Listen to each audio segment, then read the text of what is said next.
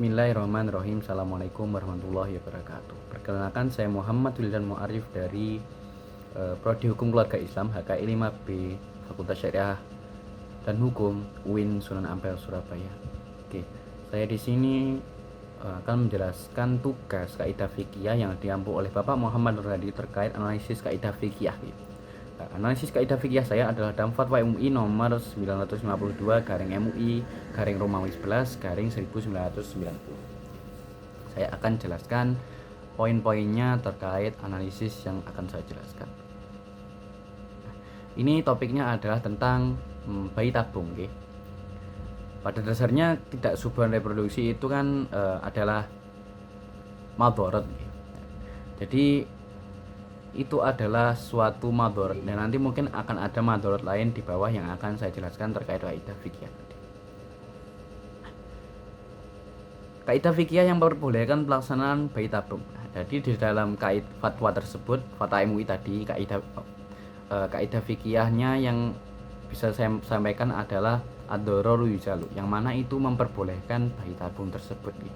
Karena itu adalah suatu madharat, tidak punyaan anak, kemandulan, atau ketidakberlangsungannya keturunan, itu adalah sebuah madharat, maka kaidah yang tepat adalah ad-dhararu yuzalu. Kemadharatan itu harus dihilangkan. Nah, karena itu juga bertentangan dengan UUP, Undang-Undang Perkawinan pasal 1. Nah, yang mana tujuan perkawinan itu adalah membentuk keluarga bagi yang rapat hubungan dengan keturunan. Yang di sini poinnya adalah terkait keturunan, maka itu ketidakberlangsungan keturunan adalah suatu madharat, maka itu harus dihilangkan. Selanjutnya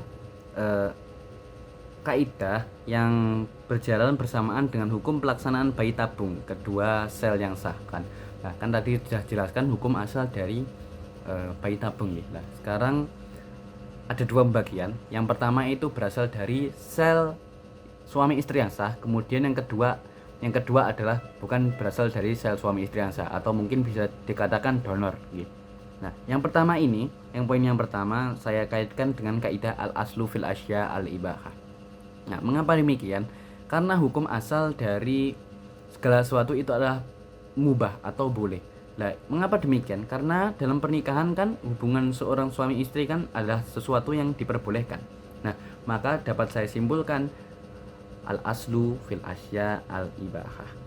Maka bayi tabung memakai sel kedua suami istri yang sah adalah diperbolehkan. Maka hukumnya adalah mubah.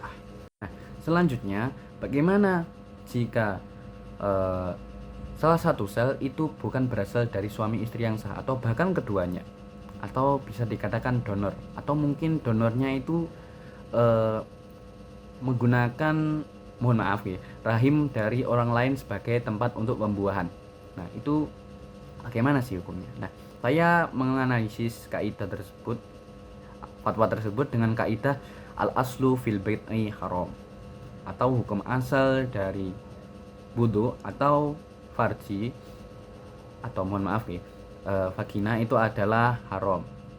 Mengapa demikian? Karena hukum asal farji itu sudah jelas haram ya. Karena keharaman tersebut adalah mutlak, bukan mutlak sih, tapi nanti kalau dapat dihilangkan dengan akad pernikahan. Nah, apabila ada suatu istri akad nikah, maka suami istri itu tadi boleh melakukan hubungan seksual gitu. Maka yang dimaksud wudhu di sini adalah hubungan seksualnya gitu, bukan farjinya secara nyata real. Nah, karena ini tadi adalah bukan berasal dari sel suami istri yang sah, maka itu dapat dikaitkan atau dianalogikan dengan perbuatan zina, karena sama saja dengan zina. Okay? Tujuannya untuk menghindari zina yang sesungguhnya, makanya ini dikaitkan dengan zina. Maka hukum dari sel sperma, sel telur, ataupun bayi tabung yang bukan berasal dari suami istri yang sah itu adalah hukumnya haram. Seperti itu. Selanjutnya ada permasalahan begini. Lantas bagaimana jika ketidakpunyaan keturunan tersebut membuat mereka mau tidak mau melaksanakan bayi tabung donor tersebut, mau tidak mau ya. Nah, kalau saya ambil dari kaidah ad-dororu la yuzalu bid-doror, atau kemadorotan itu tidak dapat dihilangkan dengan kemadorotan, maka dapat saya simpulkan kan itu muncul dua madorot.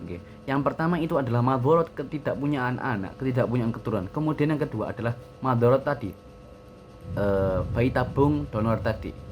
Nah, maka yang pertama madorot yang keluar adalah yang tadi, ketidakpunyaan keturunan. Itu tidak dapat dihilangkan dengan donor bayi tabung yang donor. Nah, maka itu tidak bisa dilakukan, atau sama aja hukumnya dengan kan bayi tabung tadi yang donor hukumnya haram. Nah, maka itu tidak bisa dilakukan atau tidak boleh dilakukan, maka hukumnya haram adalah seperti itu. Tidak bisa menghilangkan kemadorotan dengan kemadorotan, tetap saja hukumnya haram.